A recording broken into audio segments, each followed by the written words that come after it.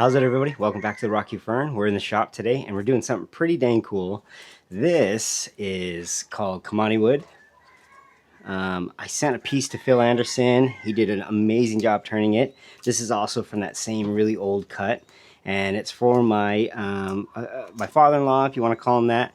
He's the one that actually sourced the material for me, and he found this piece and he's like, it looks like a flame, and I agree. So to do something kind of special, I cut up a bunch of these pieces and cast them in some really pretty blue resin, which is right here, and it is amazing. You can kind of see it right here. It looks so good. So you can probably see that there's a witness line here. I want to make a really nice pedestal box with a lid and a finial, and it'd be my very first really high-end box. So let's hopefully I can do it well and kick it off. We're going to start off by putting a glue block on here and get started. But join along and we'll turn this into hopefully a freaking awesome piece.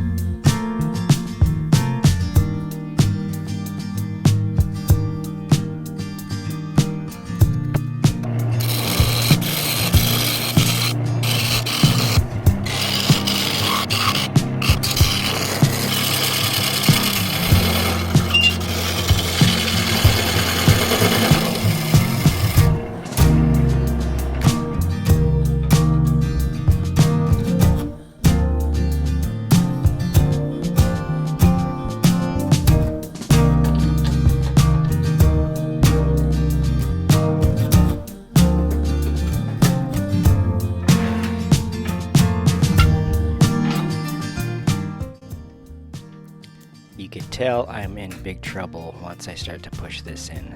I mean, it just sinks straight in.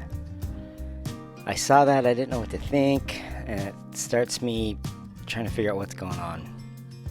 I poke and prod and just get an idea of where it's soft, where it's hard, and it turns out that that initial pour, I must have mismixed because it should not be soft, it should be glass hard. The second pour, where the witness line is, that second pour is very hard.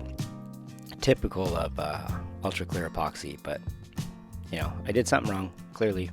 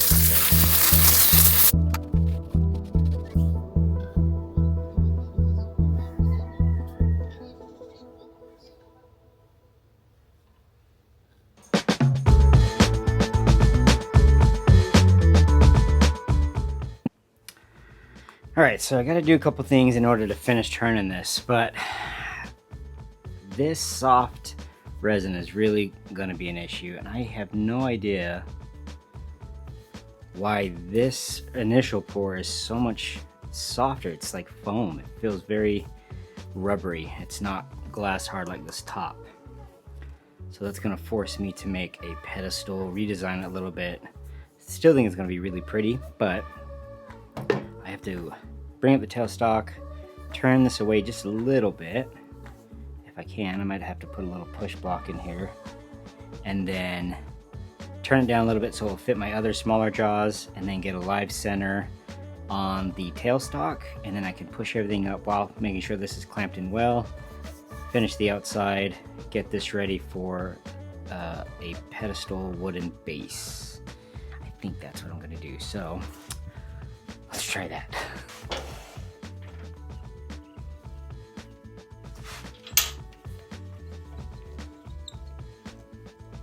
There we go.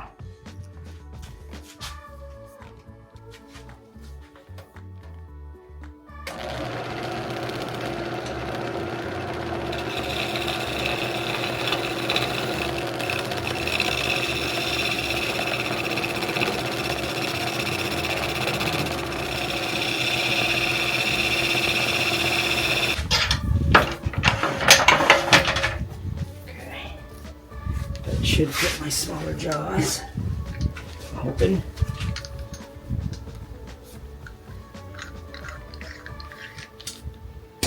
Oh, thank goodness. Okay, get these tightened up. Yeah, it just deforms the whole base. Oh my goodness.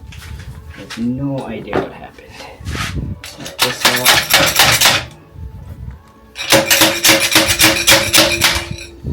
Go get the live center out of the way and get this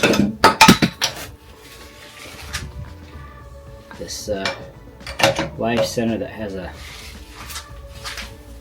thread that will fit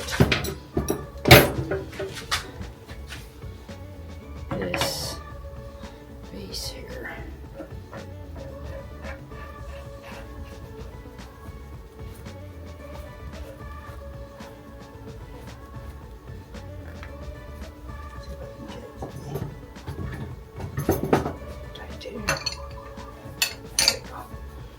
Alright, just like that. Okay, I'll just push it in somewhat, not too tight. Now the problem I run into with this lathe is that sometimes the headstock misaligns with the tailstock, and so there's a little bit of non-alignment. So what I might do is go ahead and realign everything, just make sure it is aligned, and then put everything back together. And all I need to do for that is probably put that live center back in here and put a dead center in here and just make sure the points are touching. So let's do that real quick. Just how off we are. And it's not much, but it's enough. So I'm just going to bring, how do we do this? I want to say we kind of thinking pedestal base, bring this down, narrow this down to a nice little hip here, maybe even further down. Get a nice thin waist, and then bevel out to a foot. That's maybe smaller than this. Maybe add a bead inside that pedestal. I don't know, but gotta figure out what we're gonna do here. I gotta look at it. It's gonna take me a minute.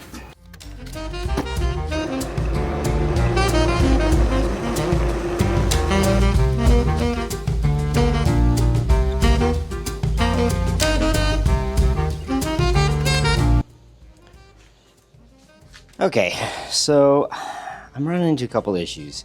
Because this base is so soft, anytime I push it, it warps it, or it just messes with the orientation and the lineup. So I have to get a better base, and because I'm going to turn a pedestal for this, I'm going to go cut a piece of Kamani and tape this up, turn down this tenon a little bit so that I can fit a pedestal on here, and then I can actually just kind of do a nice gradual joint that will give me the elegant look I want. What I want to do is cut this base down a little bit, maybe by even half an inch, and get kind of nice good sweep here, make it look like an acorn kind of up here going to the pedestal. Love the finial up top, but I think that's going to help me with this alignment issue I'm having. It's just so soft, it's never going to line up crisp. Yeah, and that annoys me. So, but look at that green. That's so cool. This right here is bark, and this is wood. And the look of it, it's so cool. I like it. There's some more bark. Love this color. You can see that I had two different colors here, hopefully. Let me turn this up a little bit. So this was the second pour, this was the initial pour, and this is the soft stuff. Anyway, all right, let's tape this up, turn a smaller pedestal, and then, turn a smaller tenon, and then go find a piece of Kamani that will be a good fit for this.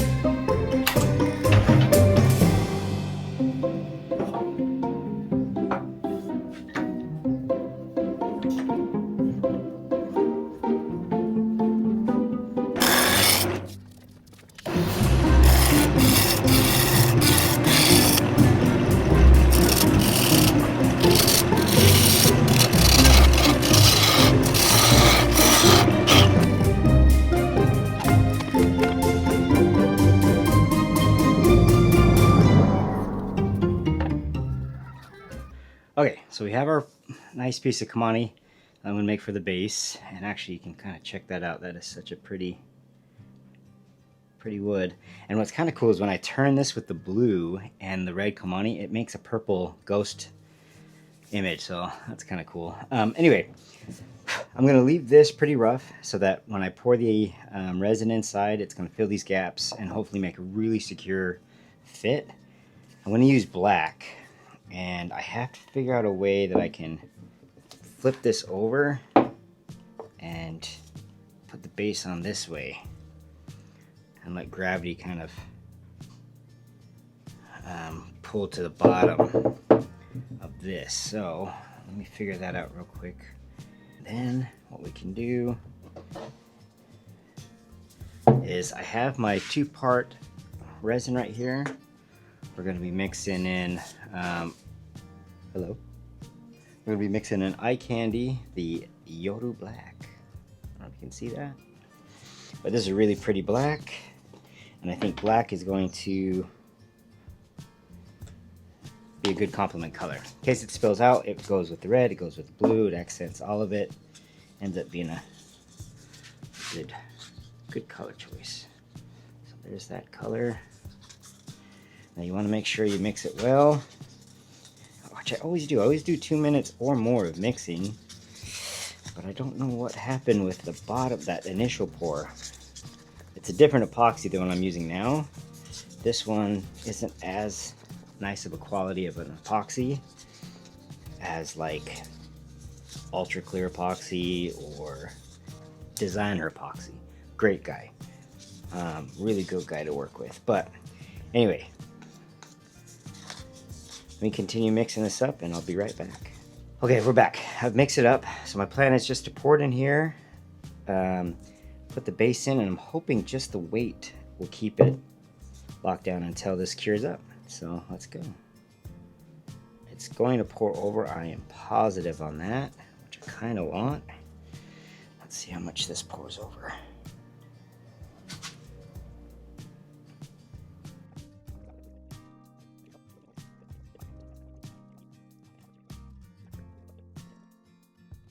Okay, we're back, and the glue up was pretty good. There is a gap between the pedestal base and the rest of the piece, but I think that's going to work to my advantage, because what I'm thinking now is I'm going to taper down on the base here, kind of make it a real narrow hip, go into a nice little bead at the connection point here, go into a nice round curve, and then another little bead, and then the foot. And then I think I'll try to mirror that in the finial. So for now, what I want to do is maybe what we'll do is we'll untape it, and then we'll start to maybe true up the piece. Hopefully this fixed any issues that we have with the base being so soft and not being able to keep center. And if that's the case, then we can get this thing finished today and I can get this video out.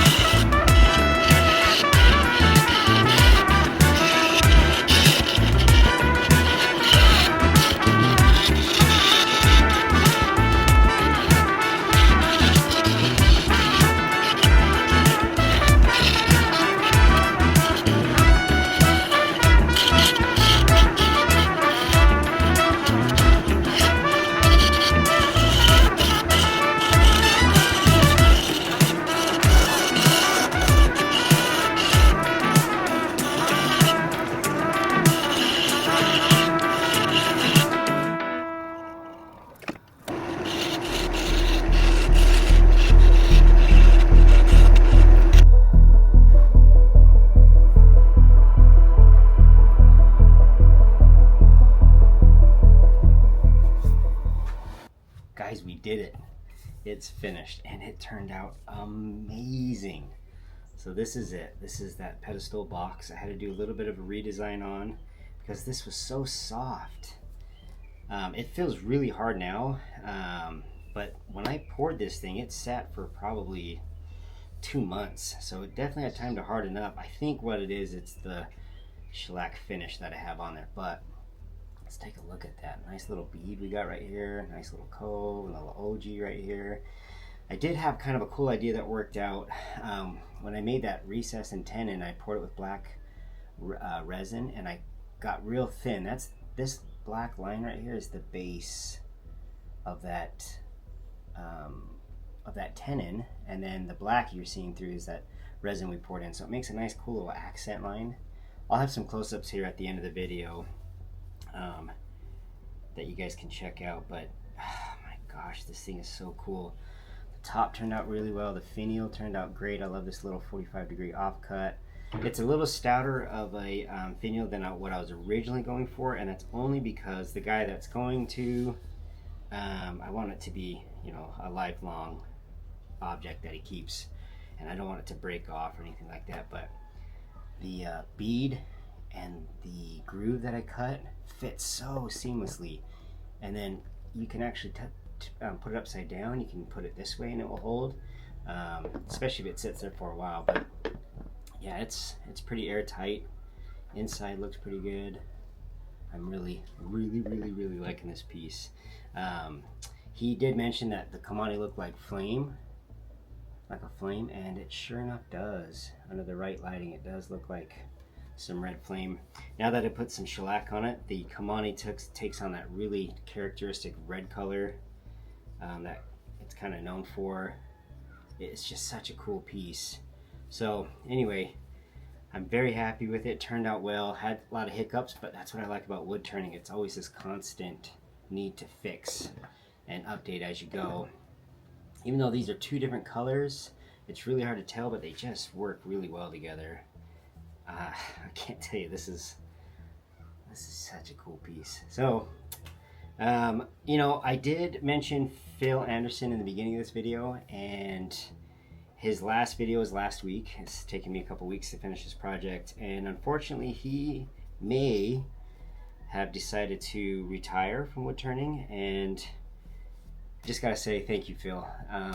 You've been a huge inspiration. It's kind of crazy to think that a YouTube video or YouTube channel can come across and mean that much to you, but it has. And I found you at the most opportune time in my wood turning career. I don't think if I would have found your channel, I think I would be pursuing, you know, perfect bowls, no character, just pretty boring in my opinion. But you really taught me to enjoy the piece as it comes to you, as it comes, you know, as Mother Nature intended it, with voids, cracks, bark inclusions, everything. So again, thank you from the bottom of my heart. Hope everything goes well for you, and thanks for everything you've done. This kind of a little bit of a tribute to you. It's the same Kamani piece that I sent you, and you did such a great job. I hope this kind of matches up with your spirit here. So anyway, thanks for joining along, and join me next time for the next adventure.